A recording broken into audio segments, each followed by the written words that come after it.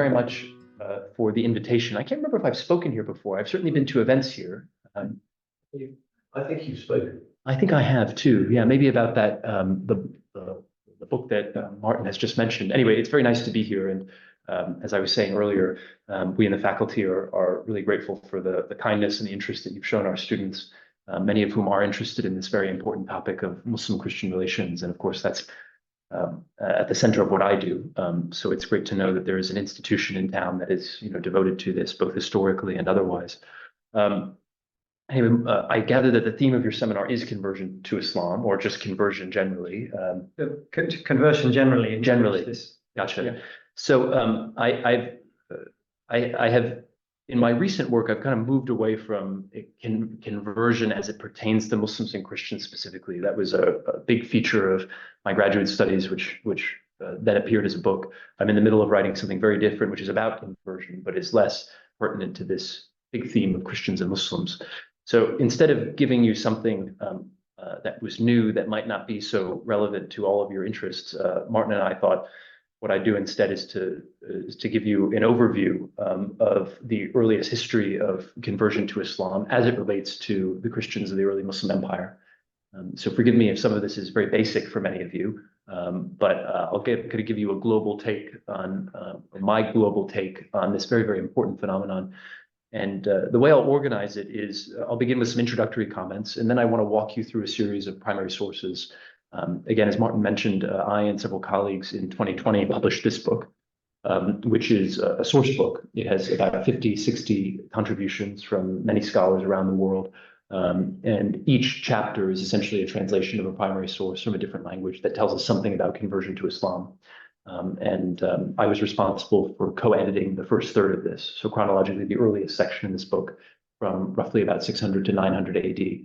So I want to begin by giving you some very broad overview comments about the history of conversion. And then I want to exemplify some of those themes by talking about actual primary sources that are written by Muslims as well as non-Muslims from that very crucial early period. Right. There we go. Okay, so for anyone who is interested in the history of conversion, the case of Islam is a particularly interesting one. To my eyes, Islam in Arabic is perhaps the only world religion whose very name takes as its central concern and subject the idea of conversion. For those of you who have studied Arabic, you will know that Islam is a masdar, a verbal noun of a verb, aslama, and aslama can mean a variety of things. But in the case of the religion, it means to submit, specifically to submit oneself to God. So the name of the religion as it came to be understood over time, not necessarily there at the very, very beginning, certainly over time in the early period, implied this act of conversion. The very name of the religion implies an act of religious transformation. So that is interesting for any of us who are concerned with the history of conversion. If you've studied the history of conversion, you'll know that in the early period, there are a number of important transitions or shifts in the social history of religion as it relates to politics. One important shift concerns debate among the earliest Muslims about whether this new religion, the revelation of the Quran brought by Muhammad, was an exclusive religion, that is a special revelation for a particular people. God gave a revelation to the Jews, his chosen people. Now there are the Arabs, they have their own prophet, they have their own revelation. And if that is true, it's basically a religion for a particular group, i.e. the Arabians, who up until that point really, to speak in very broad stroke, did not have the same exposure to monotheism as the neighboring peoples of the late antique Near East. So that's one view. It's basically an exclusive religion. Another view that we find attested in the Quran and certainly attested among the earliest Muslims, the view that is in tension with what I just described, is a view that Islam is a universal religion, a religion that is intended for all of mankind. And of course, that is the view that ultimately prevails and is the view that I think shapes the way that most Muslims in the world see their faith today. But that's an important tension. Related to this tension is a great debate in early Muslim society about the merits of converting, of proselytizing, as well as accepting the conversion of non-Arabs. So if Islam is an exclusive religion for a new chosen people, the Arabs, what do we do with this mass of non-Arabs who start flooding the Muslim Ummah from a very, very early date due to a variety of circumstances, and I'll talk more about them.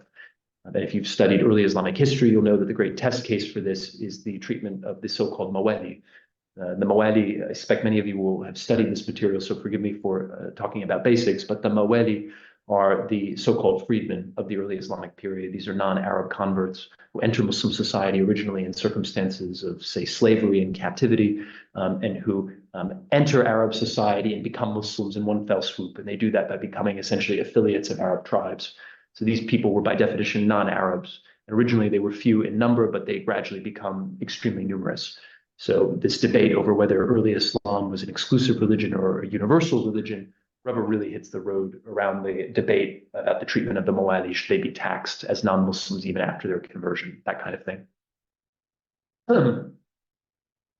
When we think of conversion in any world religion, rituals of conversion usually come to the forefront of our minds, and it's no different with Islam. The truth is, and I'll say more about this in a minute when we talk about the Quran, the rituals of conversion to Islam in the early period are not necessarily clear. Today, if you ask someone, how do you convert to Islam? Usually they'll tell you something about the Shahada, La ilaha illallah, Muhammad Rasulullah. So there is no God but God, Muhammad is the messenger of God. Usually said in the company of a witness who can testify to the fact that this is a true confession of faith. Well, in the early period, there was debate between the Shahada and what was known as the Shahadatan, the two Shahadas. So the Shahada, the singular Shahada, was La ilaha illallah. There is no God but God, which is fine, but is about half the message. And what was problematic about the single Shahada was that this could theoretically be said by a range of people who believed in the one God, but were not signed up to belief in the revelation of the Prophet Muhammad. So the Shahadatan, the two Shahadas, which added the second element, Muhammad Rasulullah, became very important, a way of differentiating a more generic kind of profession of monotheism versus a more specific profession of Islamic and Quranic monotheism.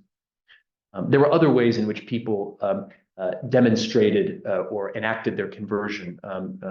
Non-Muslims were typically required to pay tribute. That tribute is known by different names in Arabic. The most famous is the jizya. Sometimes when converts would become Muslims, they would very dramatically cease paying the jizya. That was one way in which you instantiated your conversion, demonstrated your new religious identity. And there are other things, forms of dress, for instance, and those are known in Arabic as the khiyar, laws which differentiate Muslims from non-Muslims. And I'll say more about that in a second.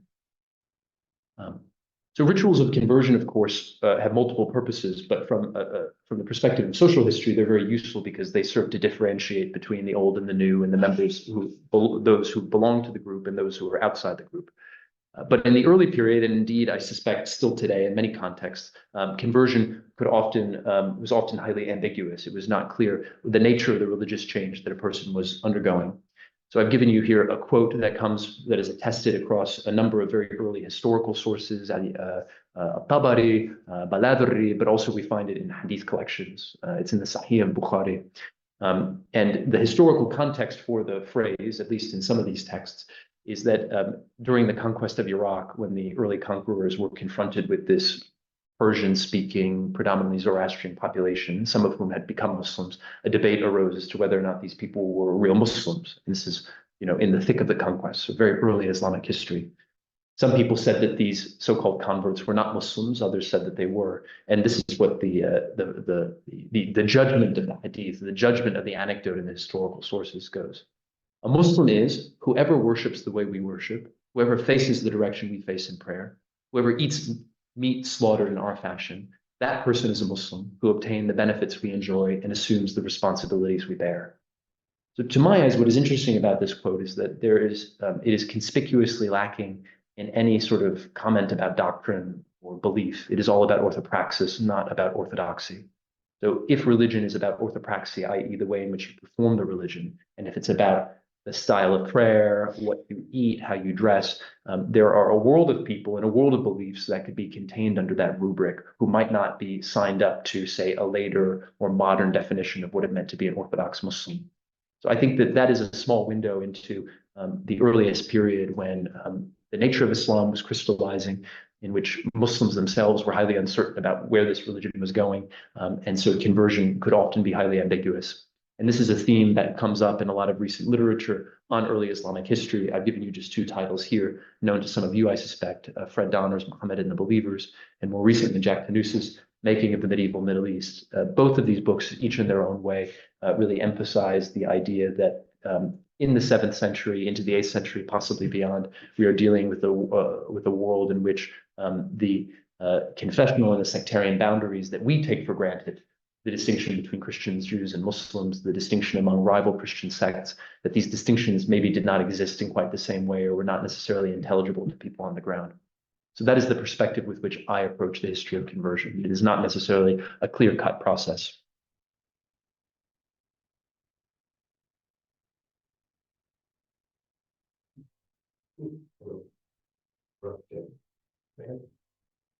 There we go, perfect. Okay, so very quickly, what was the nature of the society in which this history of conversion unfolded? The first thing to say is very basic, but I think seldom commented upon, which is that throughout much of early Islamic history, and certainly the 3th century period I'll be focusing on today in the presentation, the early Islamic empire had very, very few Muslims.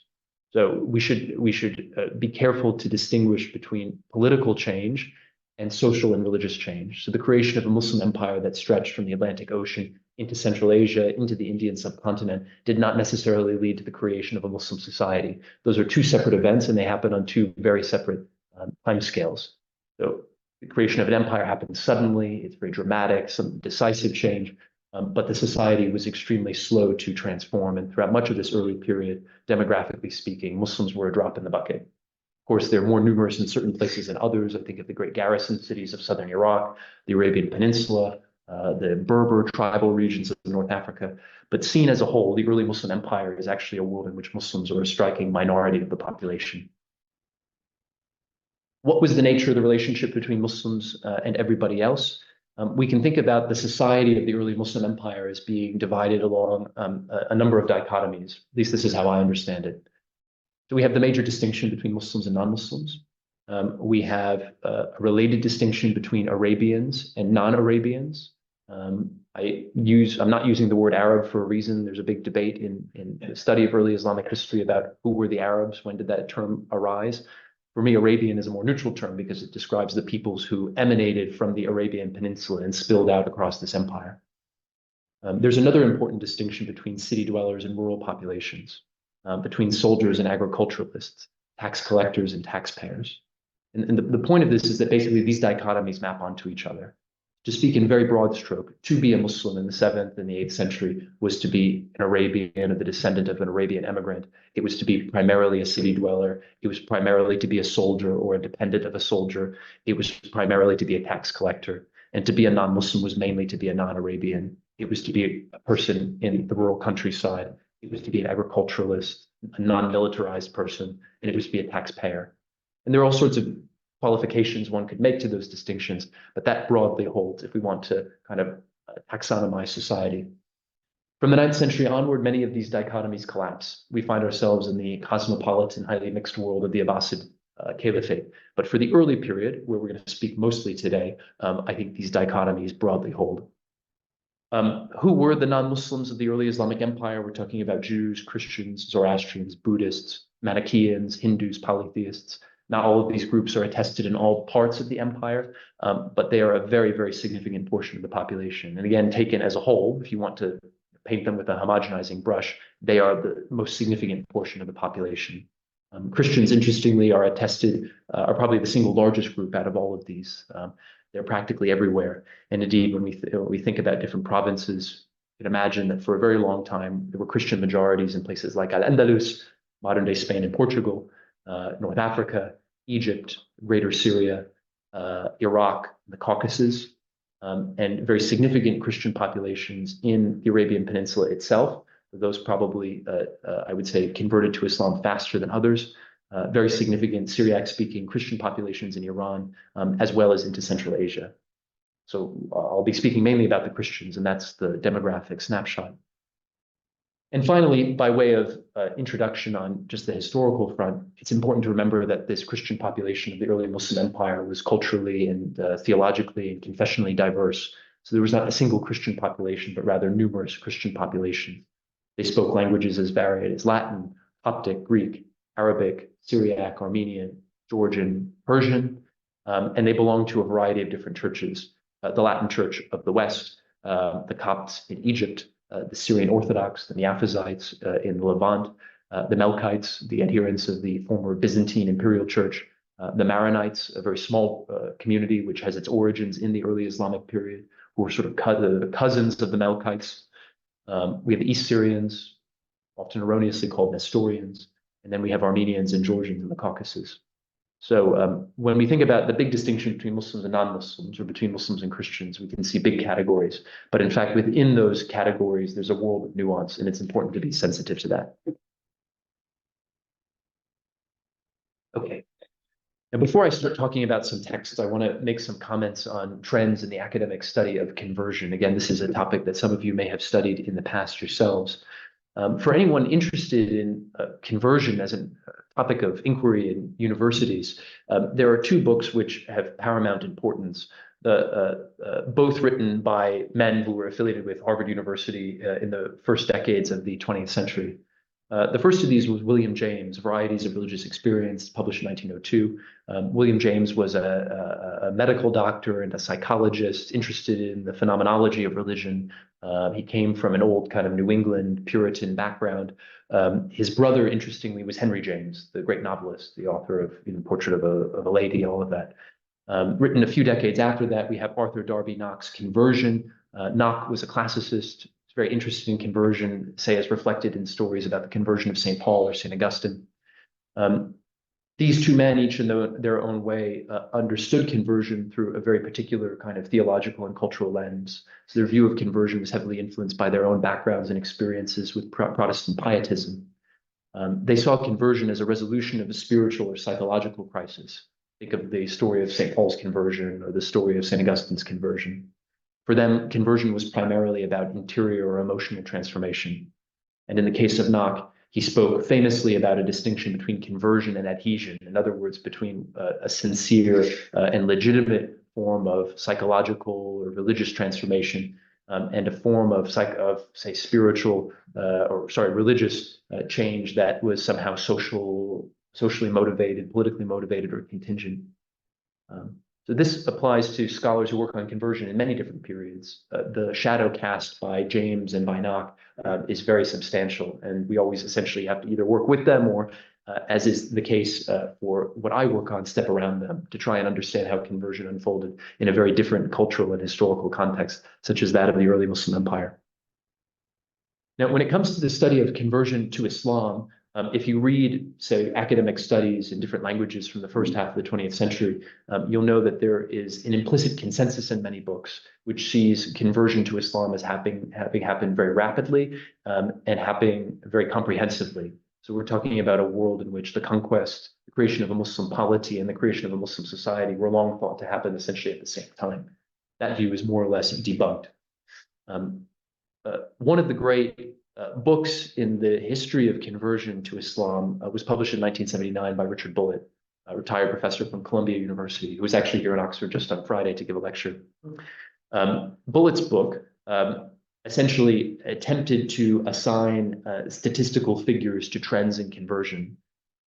Many of you will know we essentially don't have reliable demographic data on most pre-modern societies, including those in the Middle East, until we reach the early modern period. When we start getting tax registers or censuses, the type of documents that can help us reconstruct the balance of particular groups in a society.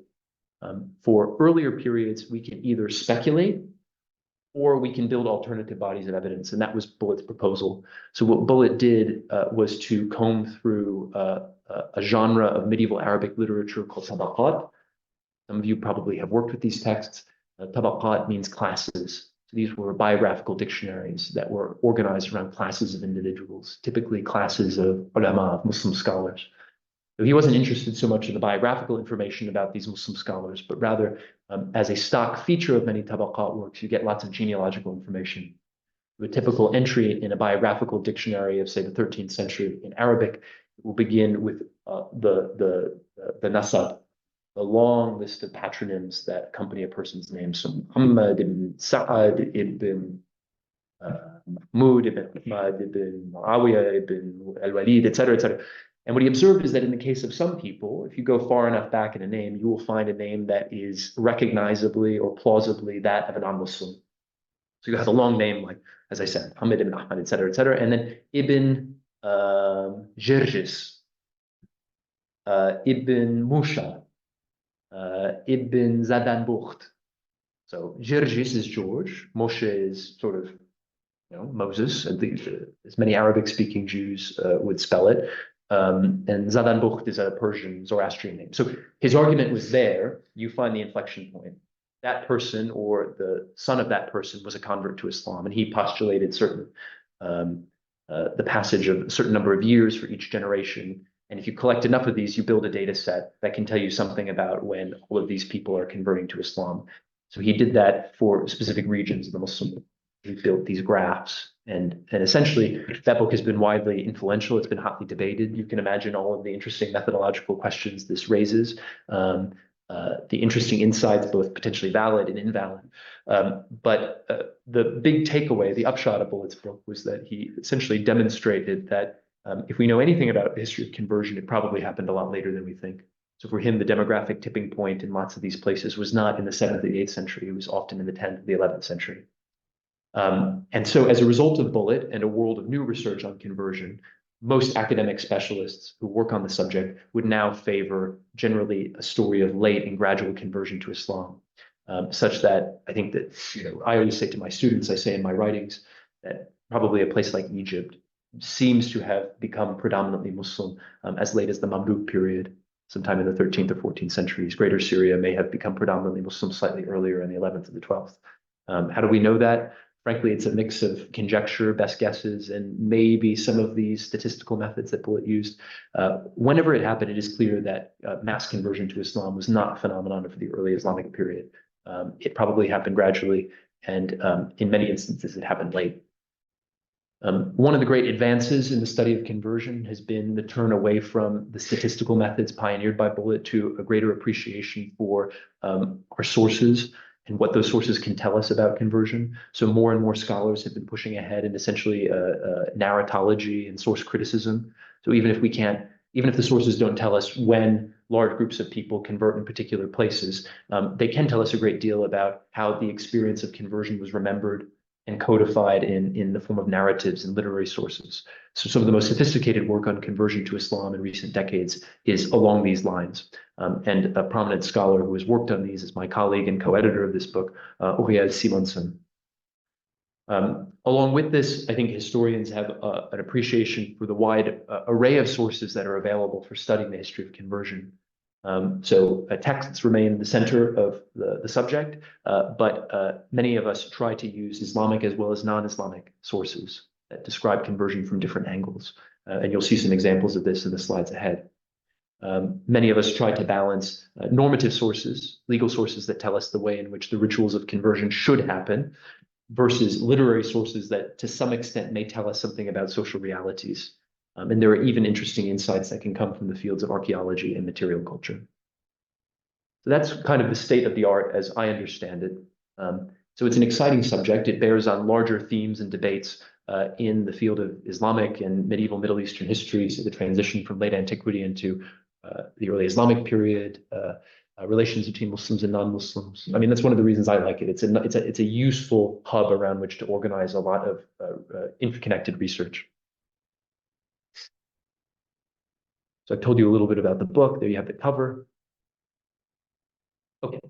As I said, what I'd like to do now is to walk you through the contributions of a few of my colleagues to get a real sense for how conversion can be understood from our earliest written sources from this crucial first 3 centuries of Islamic history. So in the chapter in the book dealing with conversion to Islam and the Quran, that contribution was done by my colleague in Melbourne in Australia, Abdullah Saeed, who may be known to some of you. He observes that the Quran contains no explicit guidance about what conversion is, how it should take place, and whether there are particular rituals that ought to be performed. So in this count, conversion is not unique as a domain of discussion that you would expect to find in the Quran, but don't. I mean, early Islamic law, for instance, if you go hunting for clear dictates, legal dictates, you will often not find them in the Quran. They have to be developed in later periods. So that same observation applies to conversion. That being said, I think it's safe to say that the Quran speaks around conversion as a subject, or it speaks around the topic of religious transformation and change.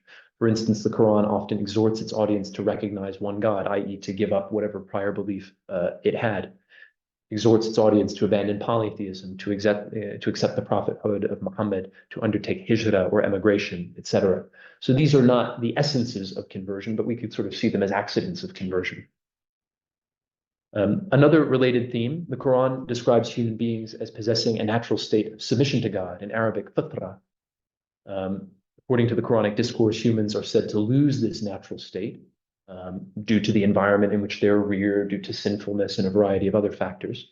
But they may regain this natural state of being through God's guidance, through hudda, as well as through repentance, tawbah. So again, it's not an explicit discussion of conversion, but kind of talking around conversion. There are passages in the Quran that do give us a window into what it may have meant for the very earliest members of the community of believers to convert, or at least to relinquish one form of religious life for the new one. For instance, Quran chapter 5, verse 3 says the following: "Forbidden to you for food or dead meat, blood, the flesh of swine, and that which has been dedicated to deities other than God, and the animal that has been strangled or beaten to death, or killed by a fall or gorged to death, and those from which a wild animal has eaten, except what you are able to slaughter before its death. And forbidden to you is all that has been slaughtered on idolatrous altars. You are forbidden to seek to learn through divination what the future may hold in store for you. This is sinful conduct." So again, there we get a real window into what the Quran demands of its audience, specifically in terms of relinquishing pagan rituals, animal sacrifice, that sort of thing.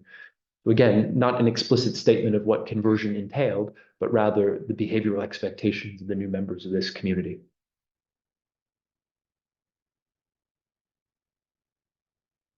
The book also contains a number of early chapters in which we try to get at early normative understandings of conversion to Islam. So once we move past the Quran and we get our earliest sort of hadith collections with their legal implications, that's what these chapters are meant to do.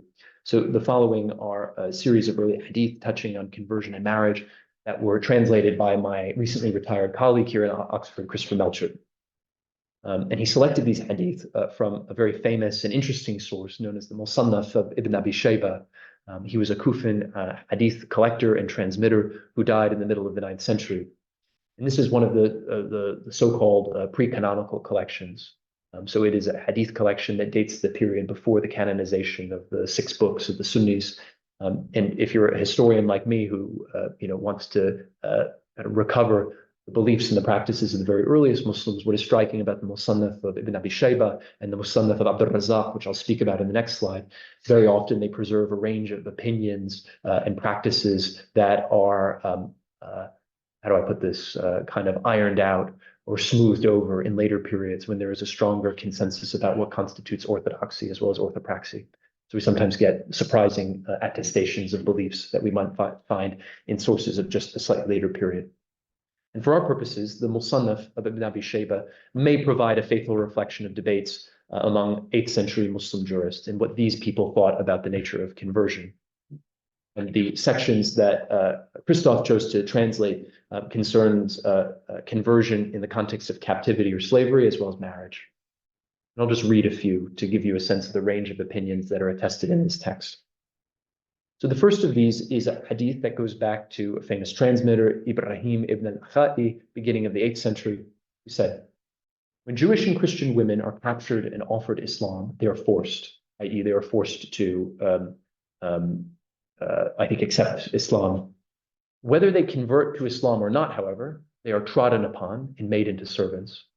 For those of you who know Arabic, this trodden upon is a translation of the verb wati'a, which is basically a euphemism to forcibly have sex with a woman or to have sex with her. So what we're talking about here are women who enter slavery through the circumstances of conquest and captivity. And the question is, do these women have to convert to Islam in order to become sexually available to their Muslim masters? So this is a legal question, but which bears on an important social and political reality of the conquest era. And the answer here, you'll see. So the next hadith from another transmitter of the same period, Mujahid ibn Jabr, who said, "When a man acquires a polytheistic slave girl, let him have her confess that there is no God but God. If she refuses and does not testify, that does not prevent him from falling upon her. So I think what is clearly happening here is there is a preference for non-Muslims to convert to Islam and thereby become available for sexual intercourse. That's the preference. But failing that, failing conversion, they're still sexually available to their masters. It's a very particular kind of social dilemma and question, but bears on this bigger theme. And finally, a similar statement from Abdullah ibn Mas'ud, an important figure of a much earlier period, dies in the middle of the 7th century. He allegedly said, "One does not tread upon polytheistic slave girl until she says, 'There is no God but God,' and converts." So interesting here, we see a difference of opinion among these early kind of transmitters of hadith. Some say basically it's necessary for a woman to convert in order to have sex with her. Others say it's not necessary, and you can just go about regardless of what religion she professes. This is a very interesting passage from the second Musannaf that I mentioned just a minute ago. This is of Abd al-Razzaq al-San'ani, who dies just a few decades before. He's Yemeni. And this passage in the Musannaf bears on the question I raised a minute ago about the ambiguities of conversion. So there you have the isnad, the report goes back to the Prophet, who reportedly said to a Christian, "Embrace Islam, aslim, O Abu Harith." The Christian said, "I have submitted, aslamtu." The Prophet said to him again, "Embrace Islam, O Abu Harith." The Christian said, "I have submitted." The Prophet said to him for the third time, "Embrace Islam, O Abu Harith."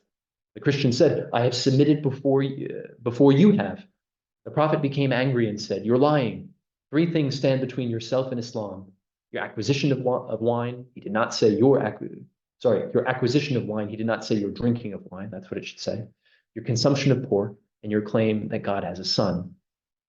So this is really interesting. I mean, this is not, in my opinion, it is not probably an account of an actual conversation, but rather it is designed to kind of encase or give rise to an actual debate that is circulating in the milieu of Abd al-Razzaq or Muslim jurists and hadith transmitters of an earlier generation. But basically, here we have a Christian who says that he is a Muslim. How could it be that a Christian is a Muslim? And if he is a Muslim, he does not need to convert. And in fact, he boasts of having been a Muslim before the Prophet. So what's going on here? Again, it goes back to this bigger issue about, I think, some of the porosity of the boundaries between Christians and between Muslims and non-Muslims in the early period. If Islam is essentially the received religion of Abraham, there seem to have been people out there who understood themselves as full members of the community of believers without necessarily professing the specific monotheistic revelation of the Quran brought by the Prophet Muhammad. So if it is the case that a Christian can be a Muslim, what does it matter if he converts? That's sort of the question that we find here. And incidentally, this is a topic of debate in early legal sources. There is a responsum to the famous 9th century jurist Ahmed ibn Hanbal, whereas he is asked by one of his disciples, is it permissible for Christians and Jews to call themselves Muslims? So there he is in the middle of the 9th century in Baghdad, basically being asked, like, what about these people who basically say that they're both Christians and Muslims? Again, what does conversion mean if, in fact, people can float between religions seemingly in the way that is reflected in these texts?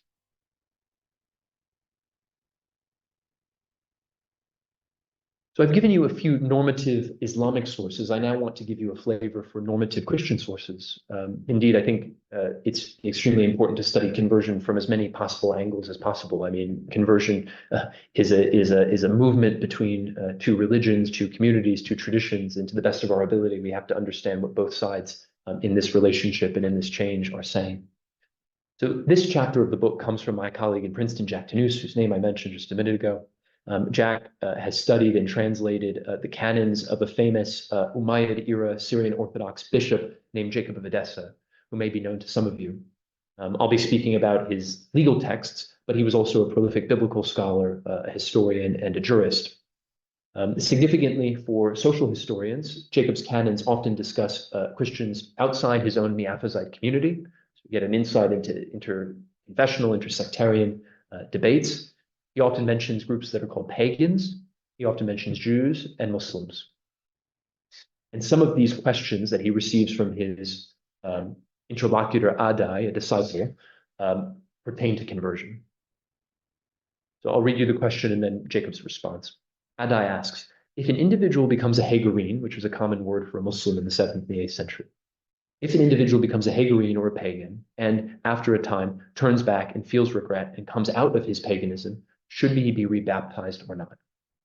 Is it necessary for, say, a Christian who converts to Islam and then wants to go back? Does that person need to be baptized? So this is a question about conversion to Islam and apostasy from Islam. And it's essentially a pastoral question posed to the bishop. Jacob replies, a Christian who becomes a Hagarine or a pagan should not be baptized again on the grounds that he was at one time born from water and spirit, i.e., once baptized, always baptized. No need to do it a second time. But there should be a prayer for him by the head priest. An appropriate period of penance should be defined for him. So penance is a major theme here. And interestingly, it's something that is also attested when Muslims debate conversion and apostasy. What do you do with a Muslim who leaves the religion and then returns? The imposed penalty is often that repentance or tawbah. Another canon of Jacob of Edessa, Adai asks, concerning a Christian woman who of her own will marries a Hagarine, should priests bring this woman the Eucharist? Is there a specific canonical punishment concerning this? And if her husband threatens the priest that he will kill him if he does not give her the Eucharist, should he agree for a time while the husband is seeking to put him to death, or should he consent and have it be considered a sin for him? So as I suspect many of you will know, religiously mixed marriages are permitted under Islamic law. They were an extremely common practice in the early Islamic period, and this is the social context to which this canon speaks. But it's the specific pastoral issue of what do you do with a Christian woman married to a Muslim? Do you essentially penalize her by denying her the Eucharist because she should have never married the Muslim? Or do you give her the Eucharist and essentially risk incurring a sin yourself, but possibly gain on other fronts? And we'll see that in Jacob's reply. Jacob says, for the sake of her not becoming a Hagarine, therefore, even if the priest, sorry, I can't see the very end on my screen, but hopefully that's right. Even if it's fine. Even if the priest sins when he gives it to her, and even if her husband does not make threats, he should give her the Eucharist. If it is that she says she will become a Hagarine because the Eucharist is not being given to her, let it be given to her, but along with a just canonical punishment that she receives. So in other words, Jacob's reply, which is a very practical and pragmatic pastoral reply, is that although this is not an ideal scenario, the greater risk is that by denying this woman access to the sacraments, you risk her abandoning the church altogether and becoming a Muslim along with her husband. The canons of Jacob are a particularly interesting source. This is exceptionally early, and we really see these social and pastoral dilemmas that arose as a result of contact between these two new groups of neighbors. How much time do I have, by the way? Another 5-10 minutes. Yeah, okay, let's see. I've gripped, so I hope others are. Okay. So another important source about conversion to Islam in the early period written by Christians are hagiographical accounts. And these are texts that I've worked on particularly closely. Martin mentioned my first monograph about Christian martyrs under Islam. Essentially, this was a history of religious change, an attempt to write a history of religious change on the basis of saints' lives. So individuals who, if you believe the sources, were executed for crimes such as apostasy and blasphemy, later remembered as saints by Christians in different parts of the early Muslim empire, and ergo we have biographies about them, hagiographical texts.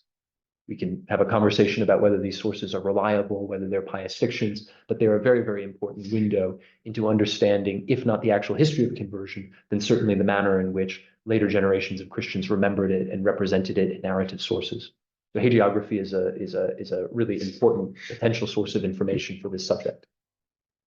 Some of our very earliest hagiographical narratives about conversion come from an author named Anastasius of Sinai, who dies around the year 700. So he's roughly a contemporary of Jacob of Edessa.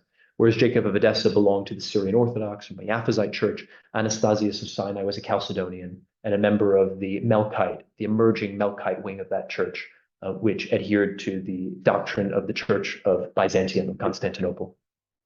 He spent his life outside of the Byzantine Empire, inside the Caliphate, and was associated with Sinai. And one of his most interesting texts is the edifying and supportive tales written in Greek. Essentially, these are what I like to think of as field reports from the author's own travels around Egypt and Syria during the second half of the 7th century. So again, he's basically stepping into these places, interacting with Christian communities, collecting their stories, offering pastoral advice in the immediate aftermath of the Islamic conquest. So a crucial and very interesting moment about which we have very little contemporary evidence other than texts like this. And in his edifying tales, Anastasius of Sahner gives us some interesting anecdotes about conversion. And one of these is about a figure named George the Black. It's a very short story, but as you'll see, it has a highly hagiographical quality. The memory of the victorious martyr George the Black is celebrated to this day in Damascus, which by this time was the capital of the Muslim Empire. He was a slave of a Saracen in Damascus. He had renounced his faith as a child when he was taken prisoner when he was 8. When he reached puberty, he became aware of this. He converted again, i.e., he returned to Christianity, and became an exemplary Christian, defying any human fear. One day, one of his fellow slaves, a Christ-hating apostate, i.e., someone like him born as a Christian, a convert to Islam, went to the mosque and denounced him to his master, announced to the master that this man had reneged on his Islam and was back as a Christian, saying that so-and-so has become a Christian. The master sent to have him brought before him and interrogated him and exhorted him to pray together with him. In spite of many exhortations and threats, the master could not persuade George to apostatize from his faith in Christ. He then ordered 4 of the Saracens who were gathered there to seize hold 2 of his hands and legs, and to suspend him in the air, belly downward. And once this was done, his master cut him in half with his own hands with his sword. The inhabitants of Damascus took his remains and deposited them reverently in a special monument before the city gates, where nobody rests save for the slave and martyr of Christ, George. So this is basically a potted version of the kind of martyrdom narratives that I mentioned just a minute ago. The longer narratives can go on for hundreds, if not thousands of words. This is basically a paragraph.